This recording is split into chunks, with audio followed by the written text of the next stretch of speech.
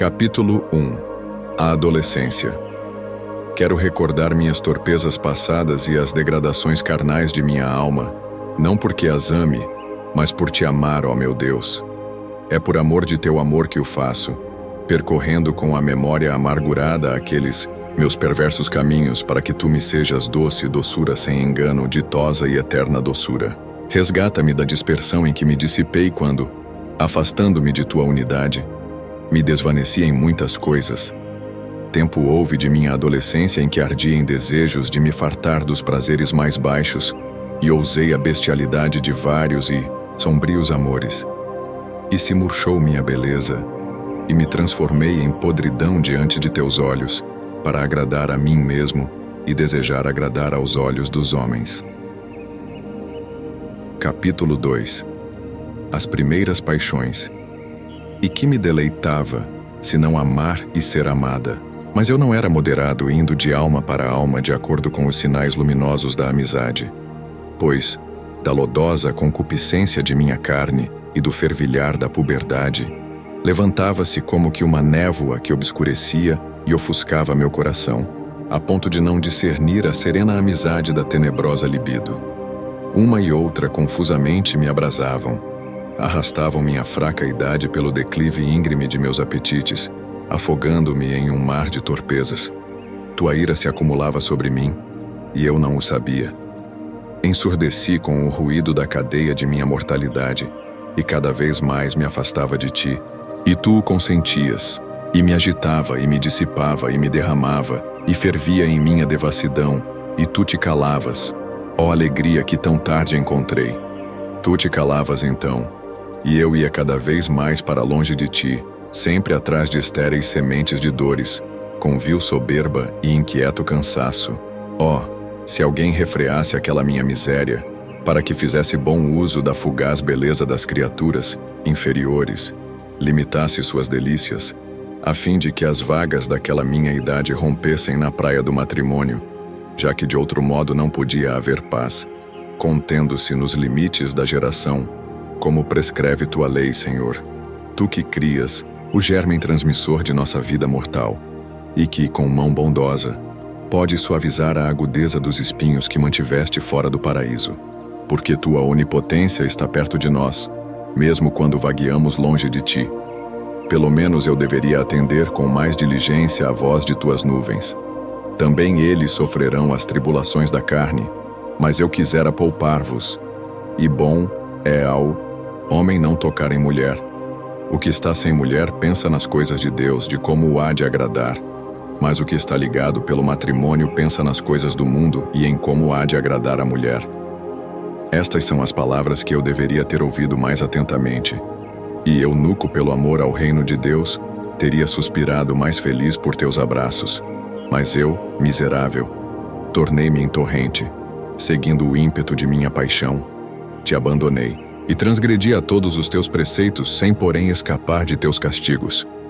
E quem o poderia dentre os mortais? Sempre estavas ao meu lado, irritando-se misericordiosamente comigo e aspergindo com amaríssimos desgostos todos os meus gozos ilícitos, para que eu buscasse a alegria sem te ofender e, quando a achasse, de modo algum fosse fora de ti, Senhor, fora de ti que impões a dor em mandamento, e feres para sarar, e nos tiras a vida para que não morramos sem ti.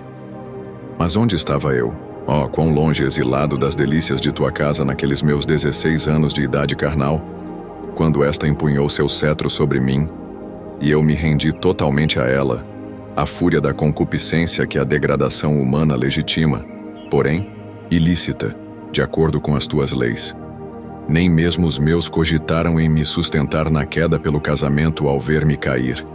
Cuidavam apenas que eu aprendesse a compor discursos magníficos e a persuadir com a palavra. Capítulo 3. Cegueira do pai, cuidados da mãe. Nesse mesmo ano, tive de interromper meus estudos quando voltei de Madaura, cidade vizinha onde fora estudar literatura e oratória, enquanto se faziam os preparativos necessários para minha viagem, mais longa a Cartago, levado mais pela ambição de meu pai que pelos seus parcos bens, pois era muito modesto cidadão de Tagaste. Mas a quem conto eu estes fatos? Certamente não a ti, meu Deus, mas em tua presença, conto estas coisas aos da minha estirpe, ao gênero humano, ainda que estas páginas chegassem às mãos de poucos.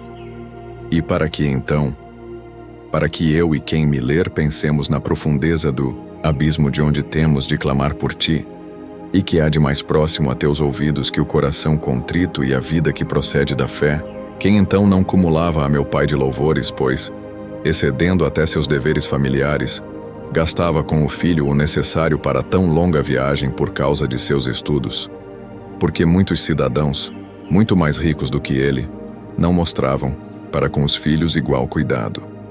Contudo, este mesmo pai não se importava de saber se eu crescia para ti, ou que fosse casto, contanto que fosse deserto. Mas antes eu era deserto por carecer de teu cultivo, ó Deus, único, verdadeiro e bom Senhor de teu campo, o meu coração. Porém, no meu 16º ano, foi necessária uma interrupção em meus estudos por falta de recursos familiares, e livre da escola passei a viver com meus pais. Avassalaram então minha cabeça os espinhos de minhas paixões, sem que houvesse mãos que os arrancassem. Pelo contrário, meu pai, certo dia, percebendo ao banho sinais de minha puberdade e vendo-me revestido de inquieta adolescência, como se já se alegrasse pensando nos netos, foi contá-lo alegre à minha mãe. Alegria esta gerada pela embriaguez com que este mundo esquece de ti, seu Criador, e em teu lugar ama a tua criatura, embriaguez que nasce do vinho sutil de sua perversa e mal inclinada vontade para as coisas baixas. Mas nessa época, já tinhas começado a levantar no coração de minha mãe teu templo e os alicerces de tua santa morada. Meu pai não era, mais que catecúmeno, recente ainda. Por isso minha mãe perturbou-se com santo temor. Embora eu ainda não fosse batizado, temia que eu seguisse as sendas tortuosas por onde andam os que te voltam as costas, e não o rosto. Ai de mim, como me atrevo a dizer que te calavas quando me afastava de ti? Seria verdade que então te calavas comigo? E de quem eram, senão tuas aquelas palavras que pela boca de minha mãe, tua serva fiel, sussurraste em meus ouvidos, embora nenhuma delas penetrasse no meu coração para que a cumprisse? Lembro bem que um dia me admoestou em segredo, com grande solicitude, que me abstivesse da luxúria e, sobretudo, que não cometesse adultério com a mulher de ninguém. Porém, esses conselhos pareciam-me próprios de mulheres, e eu me envergonharia de segui-los. Mas, na realidade, eram teus, embora eu não o soubesse, e por isso julgava que te calavas e que era ela quem me falava. E eu te desprezava em tua serva, eu, seu filho, filho de tua serva e servo teu, a ti que não cessavas de me falar pela sua boca. Mas eu não o sabia, e me precipitava com tanta cegueira, que me envergonhava entre os companheiros de minha idade, de ser menos torpe do que eles. Os ouvia jactar-se de suas maldades e gloriar-se tanto mais quanto mais infames eram. Assim, eu gostava de fazer o mal, não só pelo prazer, mas ainda por vaidade, o que há de mais digno de vitupério do que o vício, e contudo, para não ser escarnecido, tornava-me mais viciado, e quando não houvesse cometido pecado que me igualasse aos mais perdidos, fingia ter feito o que não cometera, para que não parecesse mais abjeto quanto mais inocente, e tanto mais vil quanto mais casto. Eis com que companheiros andava eu pelas graças de Babilônia, revolvendo-me na lama, como em cinamomo e ungüentos preciosos, e para que todo esse lodo me pegasse bem firme, subjugava-me o inimigo invisível e me seduzia, por ser eu presa fácil da sedução.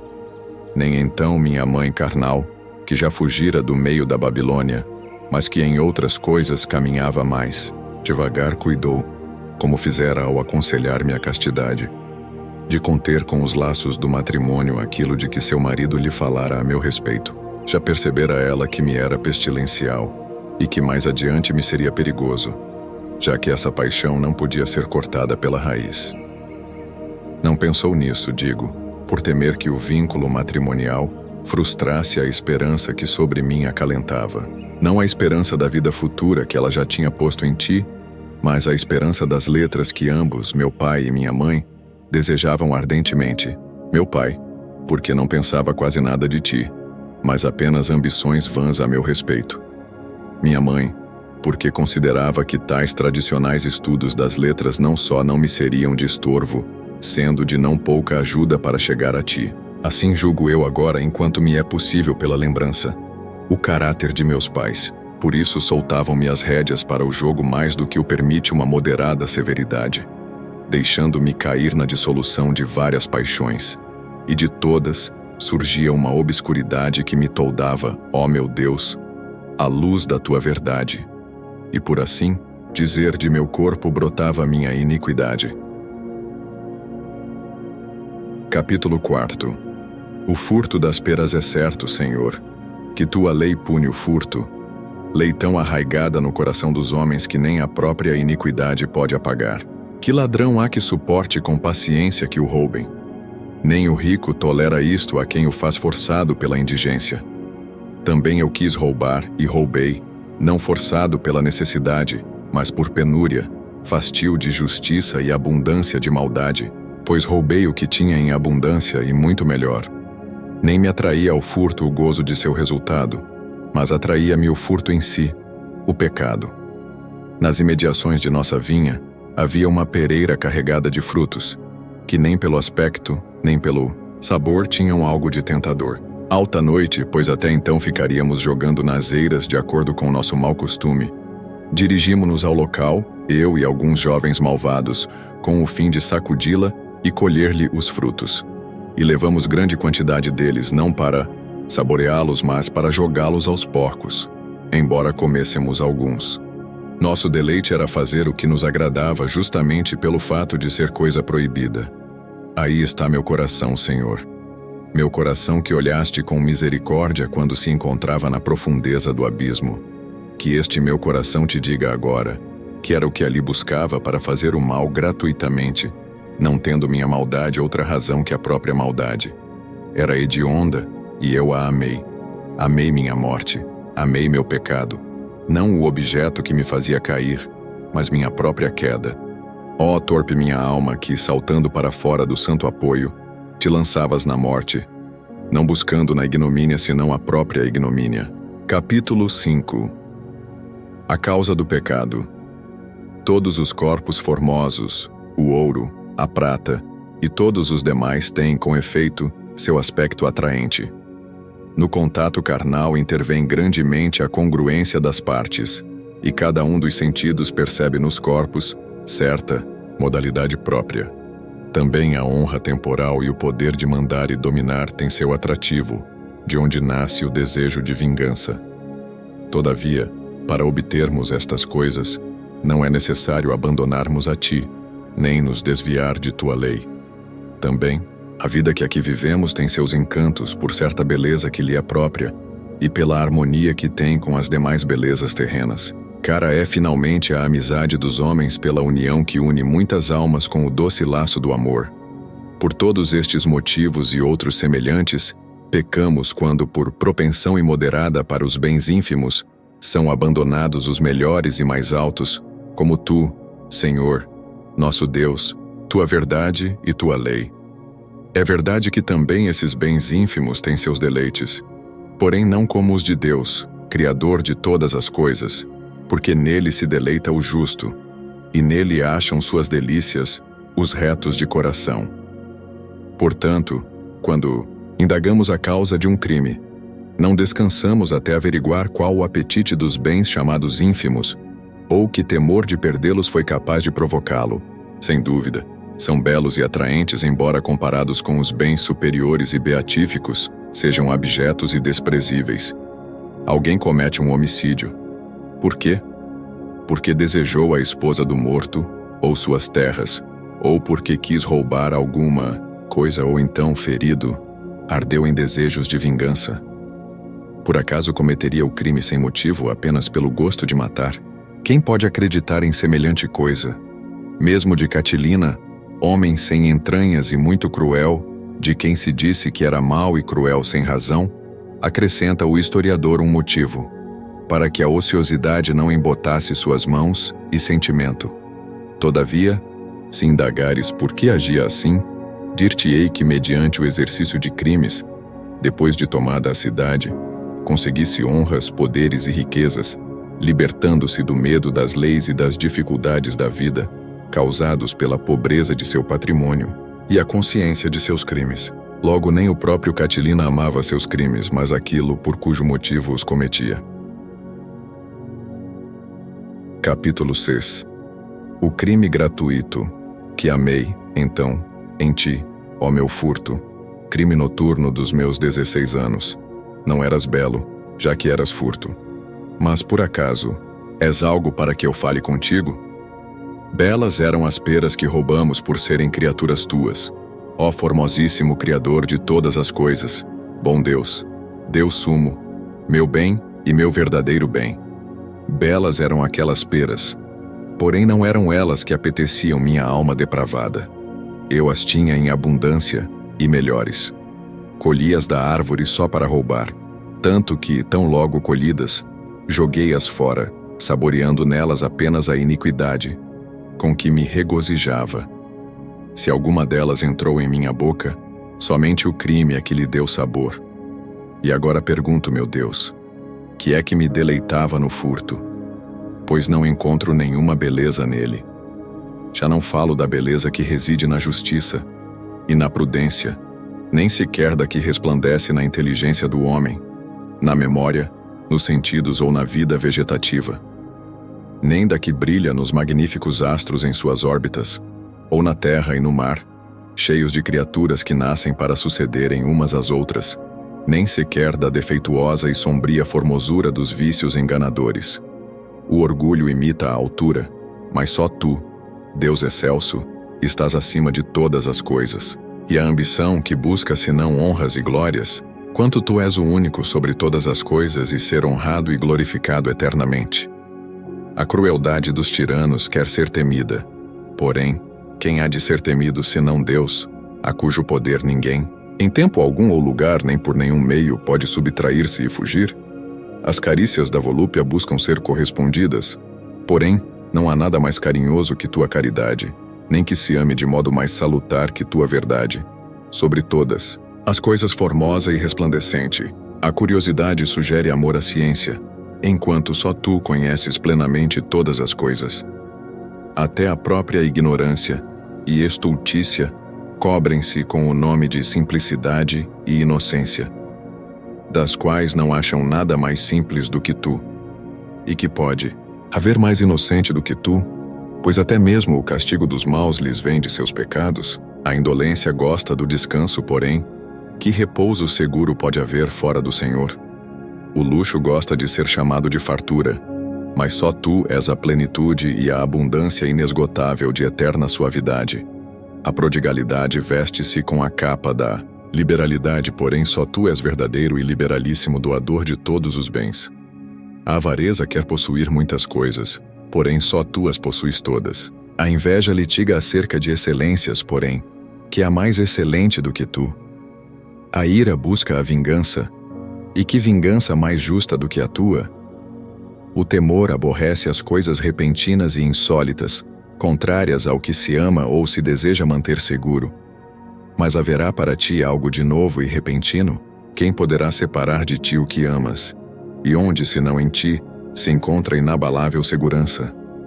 A tristeza definha com a perda das coisas com que a cobiça se deleita, e não quer que se lhe tire nada, como nada pode ser tirado de ti.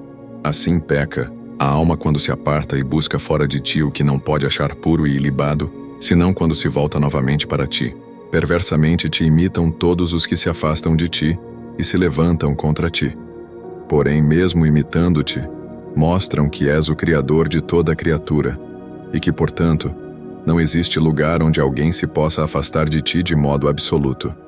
Que amei, então naquele furto e no que imitei, viciosa e imperfeitamente a meu Senhor? Acaso foi o gosto de agir pela fraude contra a tua lei, já que não o podia fazer por força, simulando, cativo, uma falsa liberdade ao fazer impunemente o que estava proibido, imagem tenebrosa de tua onipotência? Eis aqui o servo que, fugindo do seu Senhor, seguiu uma sombra. Ó podridão! Ó monstro da vida e abismo da morte! Como pôde agradar-me o ilícito, e não por outro motivo, senão porque era ilícito? Capítulo 7. Ação de graças. Como agradecerei ao Senhor por poder recordar todas estas coisas, sem que minha alma sinta medo algum? Amar-te-ei, Senhor, e dar-te-ei graças, e confessarei teu nome, pois me perdoaste tantas e tão nefandas ações.